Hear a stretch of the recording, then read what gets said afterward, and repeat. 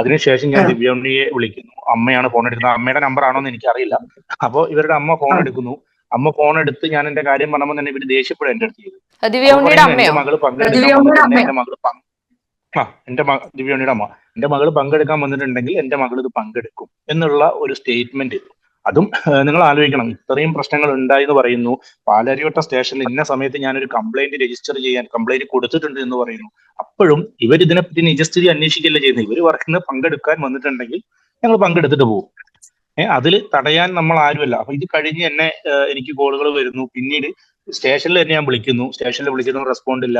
അവിടുന്ന് മാന്യമായ രീതിയിലുള്ള ഒരു സമീപനം കിട്ടുന്നില്ല. അവർ മനഃപൂർവ്വം അവോയ്ഡ് ചെയ്യുന്ന പോലെയാണ് എനിക്ക് ഫീൽ ചെയ്തത്. പിന്നെ എന്റെ അടുത്ത് പറഞ്ഞു, നിങ്ങൾ 4 ദിവസം കഴിഞ്ഞിട്ട് നിങ്ങൾ കോൺടാക്ട് ചെയ്യൂ.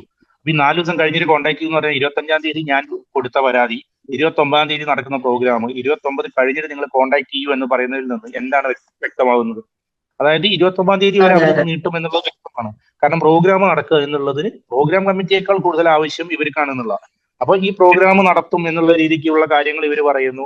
ഞാനത് ഞാൻ ലാസ്റ്റ് അവരോട് ഞാൻ പറഞ്ഞു, നീതി കിട്ടൂല എന്നാണ് നിങ്ങൾ ഉദ്ദേശിക്കുന്നതെന്നുണ്ടെങ്കിൽ നിങ്ങൾ അത് തുറന്നു പറയണം. കാരണം നിങ്ങൾക്ക് മേലെയും മറ്റു ഡിപ്പാർട്ട്മെന്റുകളുണ്ട്, ഞാൻ അവരെ സമീപിക്കും.